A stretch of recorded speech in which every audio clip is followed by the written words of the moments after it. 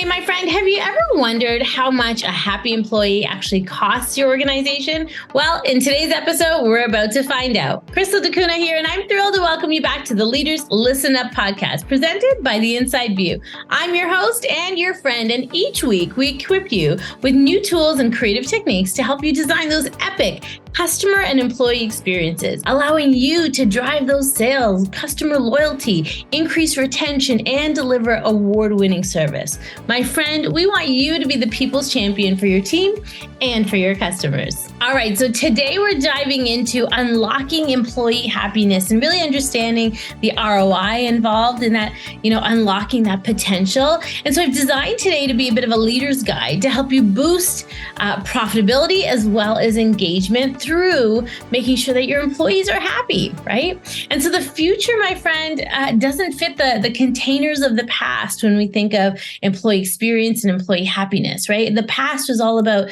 that financial security. And although that's a necessity in today's day and age, there's more to it than that, right? To be able to keep our team happy, there's a lot more involved and a lot's changed over the last 2 years in particular, right? Now, here's the thing. This is just the beginning, right? So much has changed over the last few years when it comes to employee happiness. The reality is this is just the start. More changes are coming. More shifts will happen. Human behavior is adjusting all the time. And so we got to get ahead of that, right? So one significant change that we've seen is really this increased interest in mental health and overall well-being of employees, right? So team members really need to feel like their employer is emotionally intelligent and has empathy for some of the challenges going on, especially in our different work environments lately, right? And so this shift is huge, and hopefully it's going to continue into the future so we can all kind of live that healthier, more balanced lifestyle, right? But as companies become more in tune with this needs, their employees become more vocal about those needs, right? And this is often where some questions arise. And how do we create this culture where employees are happy, Crystal, and fulfilled? I get that question all the time. Like, we're doing everything we can to create a really great environment. They need the day off, we give them the day off, or they need to adjust, we adjust. Even though it's affecting our business, we're doing what we can. Well, you're doing what you can, but it's a struggle, right? It's a struggle because often, you might be giving them the day off, but the way you do it, right? People don't remember what you did. They remember how you made them feel. I know one of my close friends works at a bank, and she's when she has to do something, she needs to take a day for her kids, or she needs to take a day for something. There's always this sense of like, oh my gosh, like I never call in sick, or I could never do that. Or, do I tell the truth? Do I not tell? Like it's such a struggle because she doesn't believe that the leadership team will be understanding of the struggle that she's got, the challenge that she's in. And the reality is we have to be more understanding. There's actually this recent study done by Monday.com, and it talked about a few things that were more important than money to employee happiness. And so one of the points was that 54% of employees say that their coworkers and the people they work with are more important than the salary. 54% of employees would, want to have those relationships and those connections with their team members more than what the salary is. Of course, we know in today's day, we have to pay a fair wage, my friends. That's a non-negotiable. And another thing that was really surprising in that survey, it talked about that 77% of employees don't trust that their employer has their well-being top of mind. 77%. So for every 100 people, 77 have this mindset that my employer doesn't have my best interest in terms of mental wellness top of mind. My health, my wellness top of mind. Like, that's not the best feeling to go into work with every day, right? And it also touched a little bit on anxiety. It talked about how 84% of employees are actually afraid to have conversations with their bosses or supervisors. They're afraid to bring something up to their boss. 84% of people. And so it went into detail, but really talked about if somebody's sick or somebody needs to take a day off for their child, they're anxious. They have anxiety to even be able to ask for that day off because of what their boss or their leader or their supervisor might say. Right. And so if we really want to strive to create these cultures of excellence and create employee happiness, and we're going to dive into why it's so important in a minute, but we got to change the way we do things, my friends, because this is only the beginning. right? The expectation is going to continue to change. And so we have to be able to, create that long lasting success, no matter what size business. So, we work with small business that have 10 employees, and we work with larger businesses, hundreds of thousands of employees. And it doesn't matter the size of your team. My friend, it's about your people. Right? Your talent is what's going to separate you. Here's the thing though, talent isn't just an advantage that you might have in today's business world. It is the advantage, right? Having top talent will allow you to attract top talent. And when you attract top talent, you're going to continue to cultivate that top talent. So it's not just an advantage, but it is the separator. It is the one thing that will really skyrocket your business, right? Having top talent and not just having great people, because I've seen organizations that they have hired the most amazing people, paid them phenomenal.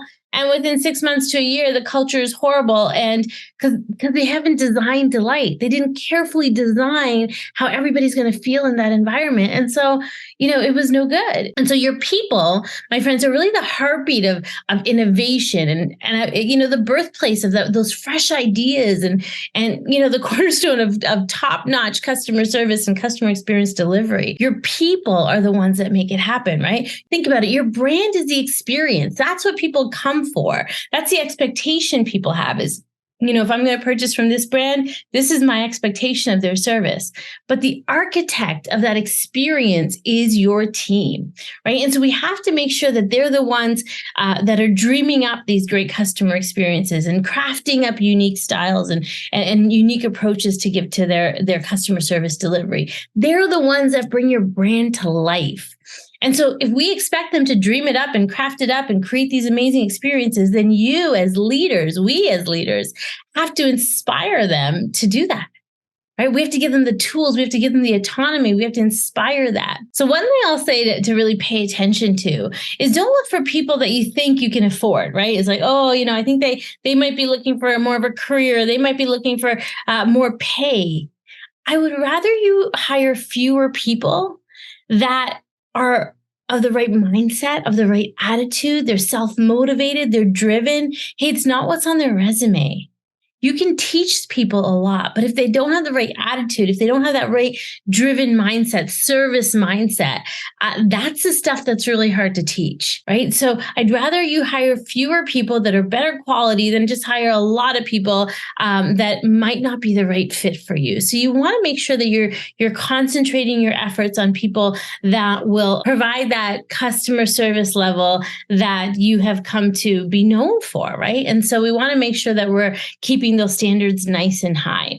One thing we know for sure is that happy employees outperform other companies. If your organization has a high level of employee satisfaction, chances are you're going to outperform your competition upwards of 20% or more, right? That's one fact we know for sure. When teams are happy employees make happy customers. You've heard me say that a million times. And so let's talk a little bit about what creates that happiness. Now, you've all heard of dopamine, right? Dopamine's that feel-good hormone. It's a neurotransmitter. It makes you feel good. It's released in the brain when you do things like you're exercising or when you're with people that bring you joy or when you're doing something fun. That release of dopamine, it makes you happier and it improves your cognitive brain function, your problem solving skills, your creativity. It removes feelings like depression and anxiety, and it starts to really energize you. Here's the thing, when somebody's not doing well, we've got teams where there's people that are, maybe having a lot of anxiety, maybe taking time off for depression, that type of thing. Chances are when you look at if you backtrack and you start to look at a couple of the business situations or the life situations or circumstances they're in, often, there's very little opportunities for dopamine. Dopamine means you have to push yourself to be in states of joy. You have to push yourself to be able to, be in environments that's going to release that dopamine. And it's not just about working out, my friends. Working out is fantastic and it's probably one of the best ways, but it's also about human connection, right? You need to be in environments, people help you release that dopamine. Okay, so let's connect the dots. What does dopamine have to do with employee happiness? Well, I just kind of shared a little bit of that with you, right? When that dopamine is released, you become a happier person. You're more focused. You're more clear. You bring more joy to the table. It improves, so many things. It heightens your creativity, and it allows teams to perform at their peak, right? It allows people to perform at their peak. And so positive work cultures really need that hit of dopamine consistently, right? Think about the last time you did a team building exercise or something that your whole team did together. I speak to some organizations, they're like, oh yeah, we do team building once a year. And so the rest of the year, people are working independently. And so then the next time they meet with people is like, oh, my employee review is coming up, or there's a quarterly meeting and they haven't seen anybody in 3 months, right? That's not going to cultivate this culture of success.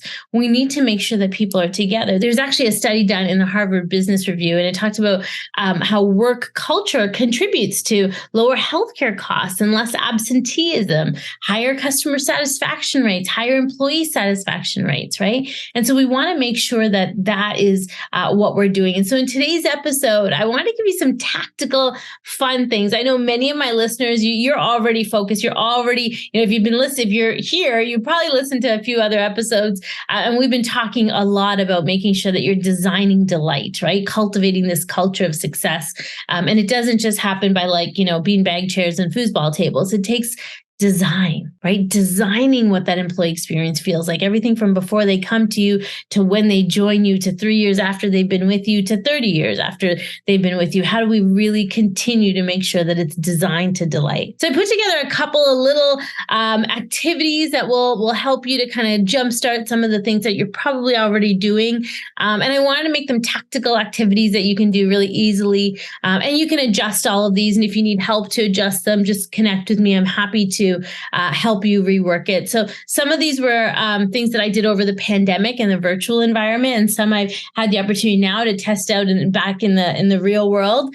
And so I've created 20. I'm going to share 5 of them with you today. And but go ahead and click the link in the show notes, because I've created 20, maybe 25 are on that sheet. I don't know. I've created a whole bunch for you as a takeaway, so that you can go and print it off, keep it in your office, and use it whenever you need it. But they're all short and quick. A couple of them are a little longer, but they're easy to implement, really, really easy to action, to really increase that dopamine. That was my goal, is to increase that employee happiness, so that you can see the ROI in your productivity at work. And so the first one, I called it Fascinating Fridays. And this was an idea that came up through teaching. So, I'm always training organizations. We train on customer service and leadership and diversity, and we got 107 courses that we train on. And so I wanted to highlight some of the skills that I was seeing and hearing with this group that I was training over the course of, I think it was over a year we were working with them. And I was really starting to hear some of their skills. And I thought it was really beautiful, but they didn't have an opportunity to always showcase them. So we came up with this idea of Fascinating Fridays. And each employee, so this organization was a little smaller, so depending on the size of your organization, you can adjust it, but just think about it. You have 52 Fridays in a year, right? And so one person can do one a week, or you can do 2 people, however you want to divide it up. But the idea is that there's a 15-minute teaching session. So each team member, no matter what level of the organization you're in, anyone from janitorial staff to senior level, you can adjust this, again, virtually or in person. But you spend 15 minutes teaching your team about something that you are passionate about. So they started doing it with business. So they started about marketing and sales and customer service, but they evolved, and then they started doing it about their hobbies. So somebody was a crafter, and somebody was a pickleballer, and somebody else was a pool guy. And so they really started just showcasing their passions, and they taught somebody something new for 15 minutes. So it didn't matter if you didn't like pickleball, but you were going to get a 15-minute lesson on what pickleball was all about. And if you already knew what pickleball was about, then you're just going to learn that a colleague of yours really enjoys that. And so it creates this sense of connection. And I think they're going on 2 years now, and they're still doing them. And so they 15 minutes, but I think this time, I think they might be doing it now for 10 minutes. minutes, but they're doing 2 people just because they have a larger team. So you can adjust whatever works, but it's a really fun way to keep things energized, to keep things engaged, and to also enhance the skills of those individuals. Now all of a sudden they're speaking, and so that it brightens up their speaking skills and their communication skills. And so that's a really fun one. I really love that. Okay, another one I thought of, and again, play with the names. I'm a big fan of rhyming words, so I came up with jukebox jam. And so this could be like a jukebox jam session. But one thing I know for sure is that music takes you back, right? And so whether it's at a point in time, whether it energizes you and you remember where you were when you first heard that song, or, whether you think of a time in your life, music is like magic, right? It really allows you to be in a place, in a state. And so we had this one team, again, this was during the pandemic, but it's totally something that you can do now, like in person as well. But we did this virtually, and I thought it was super fun. So if you've got a virtual team, this works. But everybody in the organization, not just leadership teams or not just frontline staff, everybody had to create a playlist of 3 to 5 songs, minimum 3 to 5 songs, their favorite songs that pump them up, and like their theme songs, right? So songs that they would really, that would totally energize them. And so a couple of ways we did this with a couple different groups. One group was small enough that everybody just did their own playlist, and once a week, one new playlist was out there, and the next week they talked about how cool it was, and then the next person shared their playlist. Another group we did it with had it was kind of like was it OneNote? Everybody put their playlist, link to their playlist in OneNote, and then every week they had to go and listen to somebody's playlist. So it just allows you to kind of get to know somebody a little bit better, dance to their music, have some fun conversations. What was cool about this was it was really one of the groups we were working with was a super diverse group. And so we had like Indian music, and they had Jamaican music, and it was just super, super fun. All right, next one is called Retro Rewind. And this, again, virtual or in person, this is just pick a theme. Pick a theme for a month, pick a theme for a week, whatever timing that works for your team. But like we did this in elementary school, and this is what brought us joy in elementary. And as adults, this is what brings us joy as well, right? And so pick a day where maybe you're doing a 60s theme, or maybe you're doing an 80s theme, or whatever works for your group, and have fun with it. But what we found really fun with this one was we did a 60s theme in one of the groups. And there was a really great age diversity. And so, some of the younger folks had no idea of some of the songs and the musics and what was happening. And so at the start of the meeting, everybody, tried to dress in the 60s. So most people had really cool hair done, or they did the thick eyeliner. It was just kind of super fun. Everybody looked a little bit different, had some fun clothes on too, like old fashioned blazers and stuff like that. But what was really cool is that we started the meeting and we ended the meeting with like a music video. And so that was kind of cool because, then these younger folks got to see it. And it was just great because the music videos really brought you back into a place of time where maybe they hadn't seen them before. One of the themes was a 90s theme, and they shared a music video when the meeting got started about how Diana Ross sang at the Super Bowl.